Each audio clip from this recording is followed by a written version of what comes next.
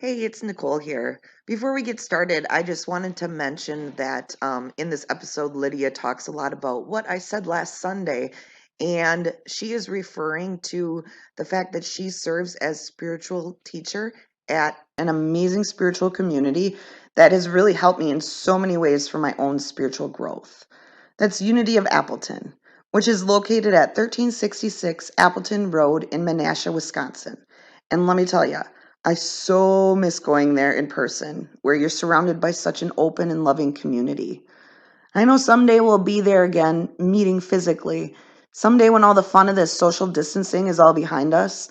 But until then, they are meeting virtually every Sunday morning. And as you already know from listening here, and I really don't need to tell you, but I'm going to anyways, because she is absolutely amazing.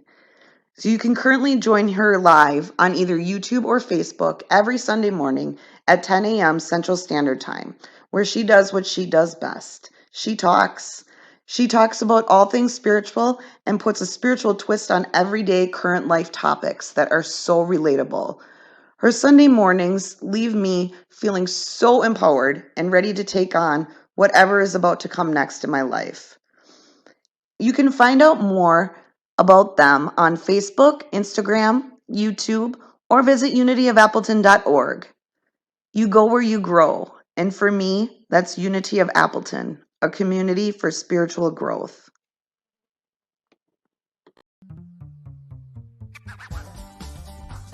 Welcome to True and Unpolished, the podcast, a cuss culture production. Through this podcast, our intention is to uplift, inspire, and amuse. Let's get authentic. I'm Lydia Singleton. And I'm Nicole Wilson. And you're listening to True and Unpolished, the podcast. And today we are talking about how we can embrace progress instead of perfection. And Nicole has a story to start us out. So she's going to tell us an example for her. So talk to us, Nicole. Tell us. Well, I don't know if it's really a story, but I just last week I was discussing with a client about how perfection really, like, I have been a perfectionist my whole life, and it's hard for me to even like get started in projects because I realize it's not going to be perfect, and then I don't necessarily want to even start because I want that perfection piece. Mm-hmm. And when I was going through college, I had to do a lot of like presentations with Mm-hmm. PowerPoints and whatnot, and we did a lot of like meeting and doing event planning. And one thing that I really realized is that you spend all this time planning. You plan the color of this and the size of this and all these things, and realistically, nobody knows what the hell you have planned. Yeah. So nobody knows if something didn't go the way you had planned. So you just move forward with it. You just do it, and all they know is that's the way you had it planned. Well, and what you're pointing to is this, what I think of when I think about perfection. It's arbitrary. Like, what is perfection? And where did we get the idea that something was perfect? Like, at some point, we decided what a perfect relationship was, and what a perfect job was, and what a perfect day was. I mean, we decided, and so often what we feel and what we believe to be perfection is based on an old, outdated understanding that we had years and years ago. And so we don't even know that we're operating on this ridiculously outdated decision that something we made a long time ago. So I think it's really helpful to even begin to ask ourselves, like, what is perfection? And when did I decide that this meant perfect and this meant not perfect? And I think that it's I heard you say that I've been a perfectionist my whole life. Honestly, I think everybody is. I honestly believe that to one degree or another, everyone is a perfectionist. Some of us more than others. And then some of us in some arenas and not in this arena, and I recognize that there are so many instances and ways where instead of having an idea that I need to be perfect, if I just embrace this notion of progress is the key. Progress is what's perfect, not perfection. And so someone told me this progress over perfection, and they told it me early last week.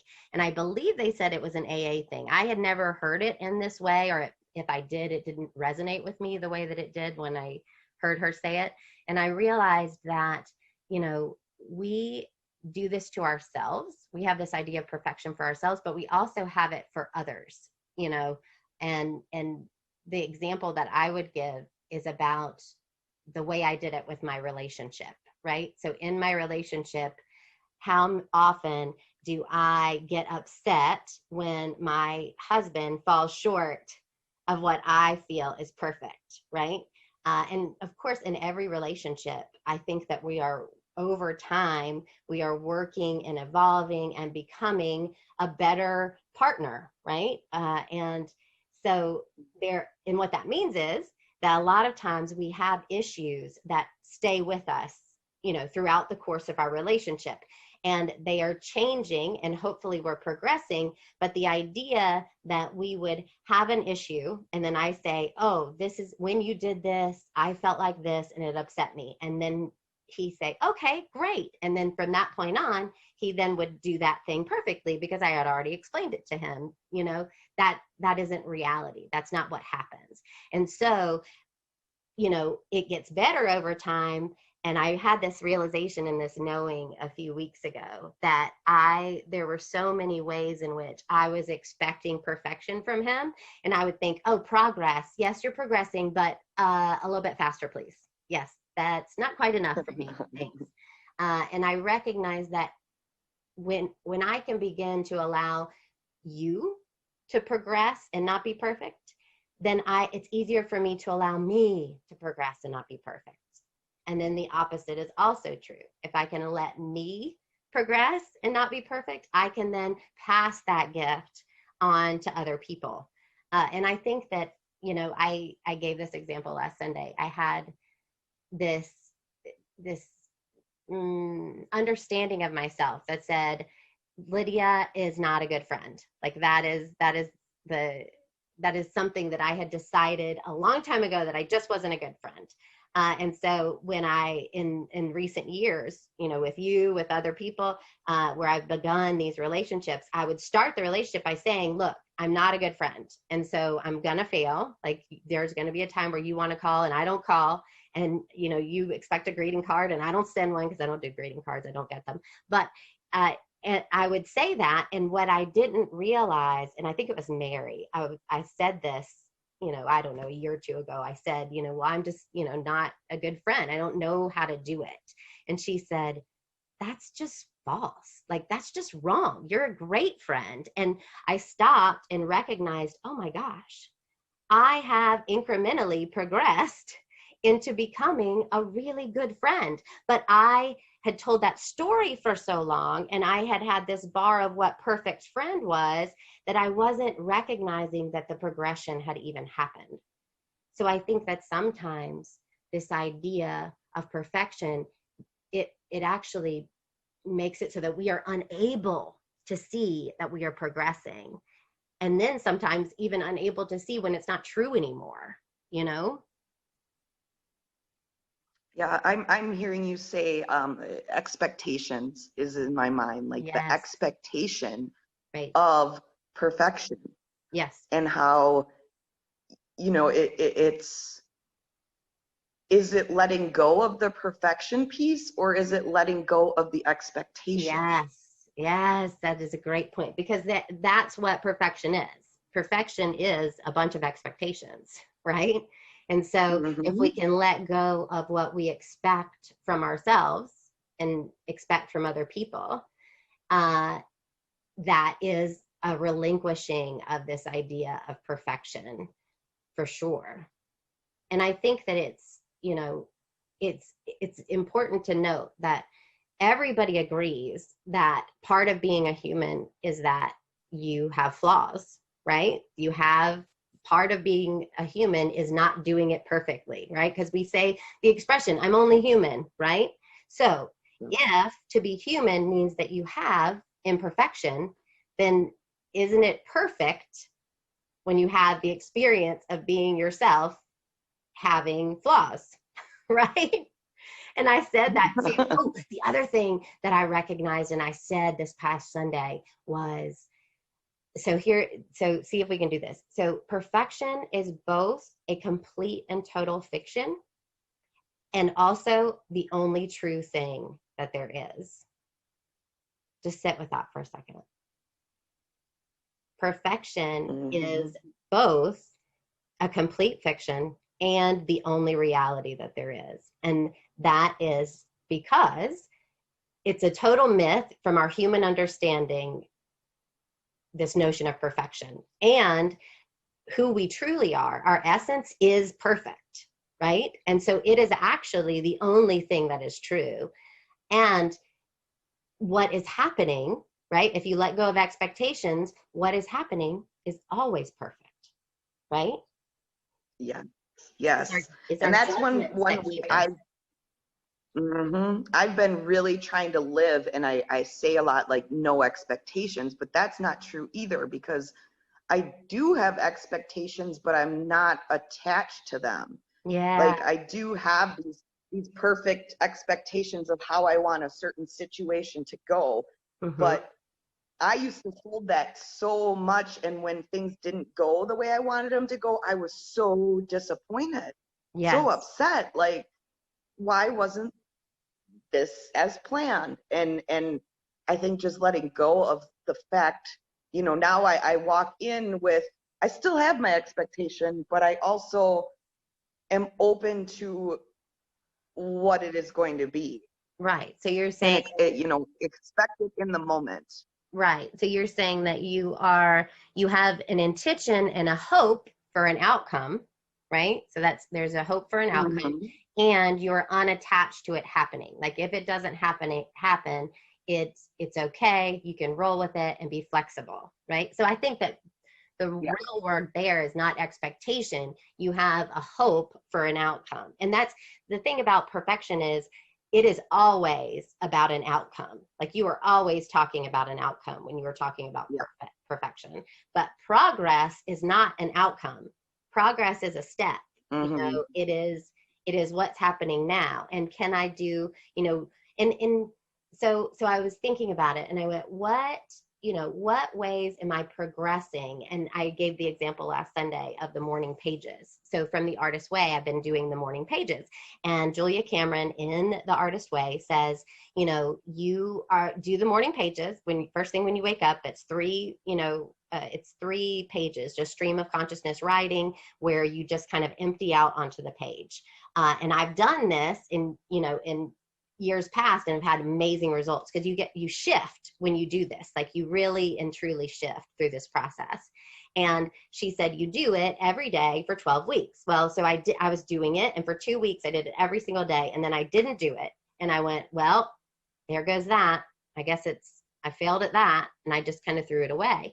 And I realized that you get the benefit of the morning pages each time you do it. So do you see, I had made perfection equals 12 weeks every day. So there was the bar. And then when I didn't do it, I threw the whole process away, even though the whole process is helpful, or the process of each day is helpful, And so I think that what that points to is this recognition that we all have decided what perfection is. Honestly, in every situation, I think that our ego does it right away. Our ego says, we wake up in the morning and we already have an idea of what a good day is, right? We already have an idea of what that perfect day is. And it is destined to not be that. I honestly believe that it's destined not to be that, because in order to really experience joy and freedom, you have to have the bad day and realize you're okay. Realize you can be joyful anyway, And so we're actually not embracing the thing that will give us the real joy and the real freedom. And why would we want something to be perfect? We want it to be perfect because we want to Yeah. be happy, right? And true happiness, Mhm. lasting happiness, is found in having it not go that way, and you realize that you're still okay. You're still happy. That's what, if my happiness depends on you or anything outside of me, I'm doomed, because the things outside of Yeah. me aren't mine to control, right? So I think, Mhm. yeah, so that fits with progress, not perfection, doesn't it? I think it does. Absolutely. I was thinking that how sometimes when you wake up and you start off with a bad day, you spill your coffee or you trip Mm-hmm. or something, and how it builds up and you can continue down that rabbit hole Yes. Yes. because you're and then you're expecting not perfection, so then even more Yeah, worse things just keep happening and happening. that's right. Right. It's so we yesterday was the first day of in-person school, and my youngest son is autistic. He has special needs, and this is an unprecedented school year, and so and he always has struggle and a challenge with the transition back to school. But this year I knew, it was going to be particularly, well, I shouldn't say that. See, I'd already decided it was going to be that. But I was just prepared for, there to be some challenges. And, we began the day where it was kind of chaos. They don't line up out in front anymore. And, so nobody kind of knew what was going on. And then I went and picked them up, and all the kids come out, and I realized that all of the parents have left, and Kai is with me. My oldest son is with me, but my youngest son is still not there. And that's the one that is autistic with special needs. And I'm looking around, and he's still not there. He's still not there. We're not allowed to go into the school. And so I went, does he come out this door? And I'm asking the teacher, does he come out this door? And they're like, yes, third grade should come out this door. And then I say to my older son, will you stay here? And I'm going to go around the building. So then I go around the building, and I see my youngest son's teacher. And I said, excuse me, like, where is Connor? And she said, I don't know. I think he should be with Mrs. So-and-so. And I'm like, you think he should be with me? Because what you have to realize is that my youngest son, he was a wanderer. So I have had actual experiences of my son being missing, right? Like, we would be at a park or a playground, and he would wander. He would just go. And so he was literally known at our local playground. Like, everybody looked out for him because they knew he would just go. So we have had at least 3 different instances in his life where he just left. We couldn't find him, and we found him way far away, right? And he, anyway, so I have all this, all these feelings, these stored kind of painful memories of this. And so it's totally triggered me. And I like look at the teacher, or look at the person that's out on duty, and I said, I can't do this. This I cannot do, I said to him. And I just start crying, like tears start coming to my face. Everybody's looking for him. He goes inside. All the teachers inside start looking for him. And it was 15 minutes. I looked at my watch as we were walking out, not watch. I looked at my clock on my phone. I don't have a watch, everybody. And saw that it was 15 minutes. So I had 15 minutes of this, which in the grand scheme of things is not that much, but it It completely is in a threw moment me. like It that. is a long time. Yes. And I said, yes. So I had tears. I was, upset, and there he was. And thank goodness we found him. Actually, my neighbor found him around the front of the building. And, it was just this moment of upset. So then they get in the car. So this is about, perfect school day, right? So already it has gone off the rails and the person, anyway, there was more in the morning.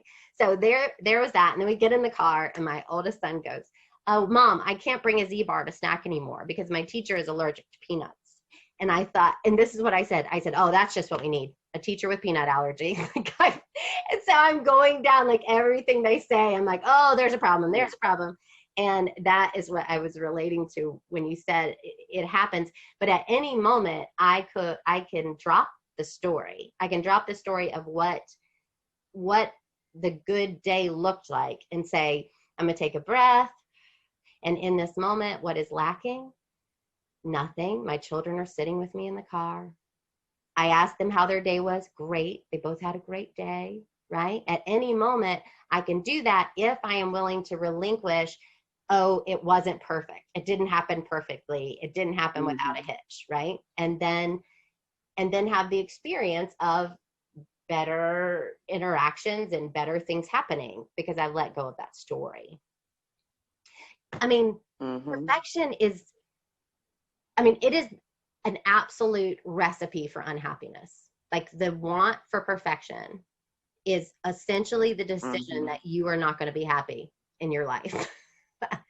And so I think that that's important. And I think, I guess because I am a woman and I'm a mom, maybe that colors my perception. But it seems to me that women and mothers in particular have this issue and this challenge with thinking we need to be perfect, and not allowing ourselves to. So if we decide that we need to be a perfect mom, instead of over time becoming a better and better mom, we we have an existence where we're constantly feeling guilty, we're constantly feeling like we're not enough. And what that does is actually color the way that we show up for our children. So we're not being present with them. We're literally Mhm. taking away all of the great moments we could have as a mom, because we want to be a perfect mom in every moment, which is just not possible. And it's easy for Yeah. me to look at you and, say to you, hey, it's not possible to be perfect. And yet I go inward and decide that, but for me, the rules are different. For me, I have to be perfect. And I think that as as moms, as women, it's I think there's something in the collective consciousness about perfection. And it's the habit, be it all thing. It used to be, long ago, that you were a homemaker, like that's what you did, that's only what you did. And then it got to be that women work too, and now it feels like you have to do both perfectly, and I know that, and there have been times where I have not worked in my kids' existence. When my youngest, 2, was diagnosed with suspected autism, I came home and I did the home thing. So this is not about you know saying one is right or wrong, but I think that when I was at home, I had the feeling like I should be working too. And when I'm working, I feel like I'm not at home enough. Yeah. It's And so there's this idea that we have to be all things, and I have to say that I don't see that reflected to or I don't see that within my husband. I don't see him needing to be perfect Yep. as a dad, you know? And he's a great Mhm. dad, and he doesn't Yeah. expect himself to be a perfect one, right? Yeah.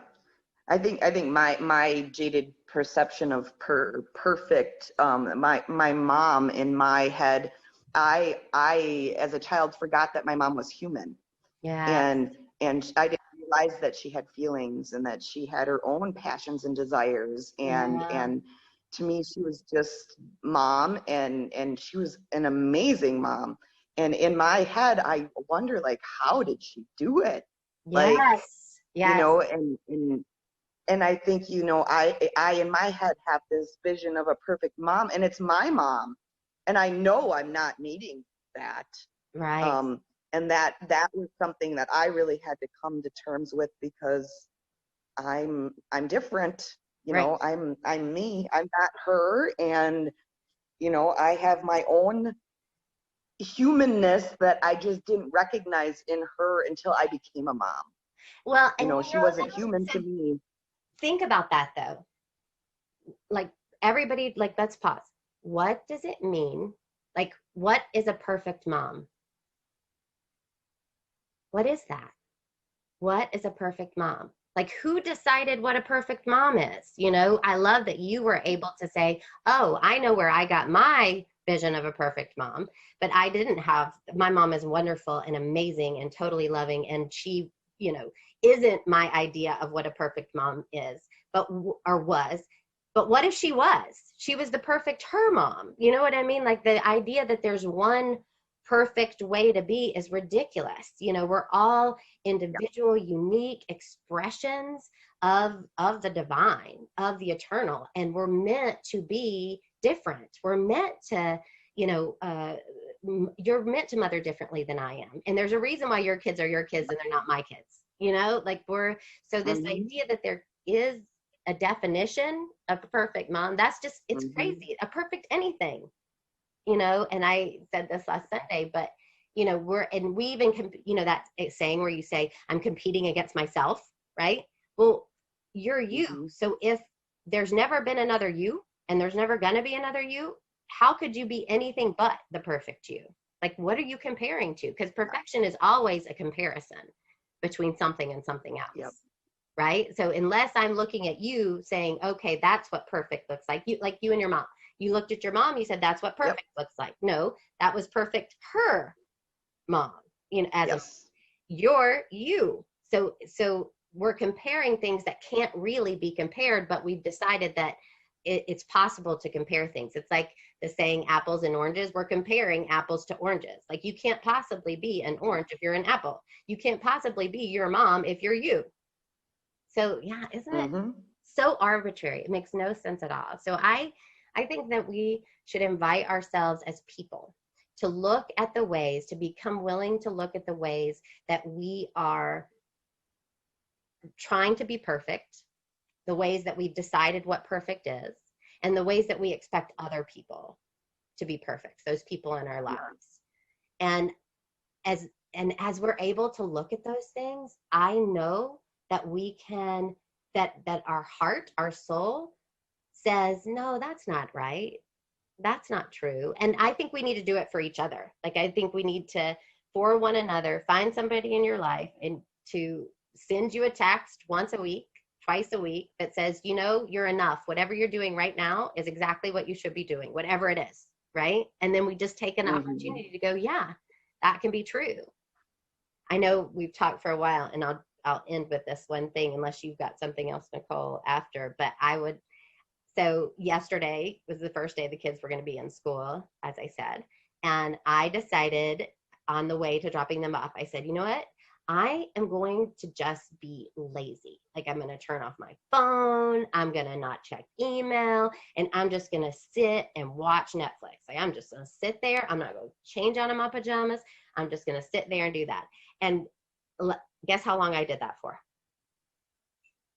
30 minutes. You know why? Because there was a voice in my head that was like, what are you doing? Like, I have to earn just resting. And there is something within me that says I have to earn it. Like, okay, after I do the dishes, do the grocery order, answer 5 work emails, do a work phone call, then I can have an hour, really not an hour, 30 minutes of sitting down. And I'm like, okay, until I feel like, oh, I haven't earned it. Got to stand back up and keep going, you know? And so it's, and I realized it as it was happening. I watched it. I just watched this part of me that just had an inability to let myself off the hook, you know? And it Yeah. obviously stems, whether I'm consciously aware of it or not, it stems from an idea of perfection, that I need to be a perfect person, a perfect, you know, minister, a perfect spiritual counselor, a perfect mother, a perfect wife, a perfect home manager, like, you know, and we're destined not to be those things.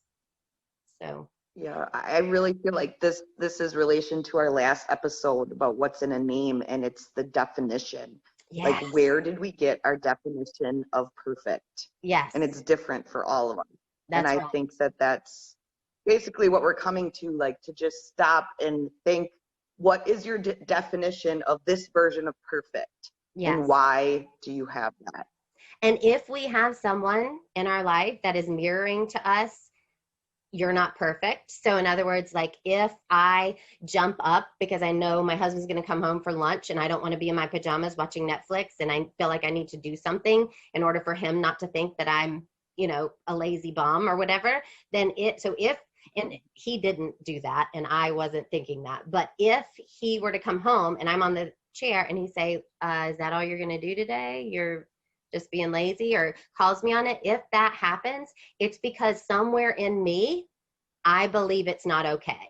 Like, I know, you know, that person wouldn't be in your experience telling you that it's not okay if you didn't have it somewhere within your consciousness that it's not okay. They're just a mirror for what your thoughts and beliefs are. And so whatever they say, look at them and think, oh, there they are, my mirror, my cue that there's something within me that I want to intend to shift. So perfectly imperfect. We're all a perfect mess. And this has been a perfect conversation. Thank you, Nicole. I'm grateful for you Thank and you. your imperfect self. And I am grateful for all of you who are listening to us and allowing us to have this journey. And these discussions are so life giving to me. So I'm very grateful. Thank you all for listening. And this has been True and Unpolished, obviously Unpolished, the podcast. Let's see what happens next.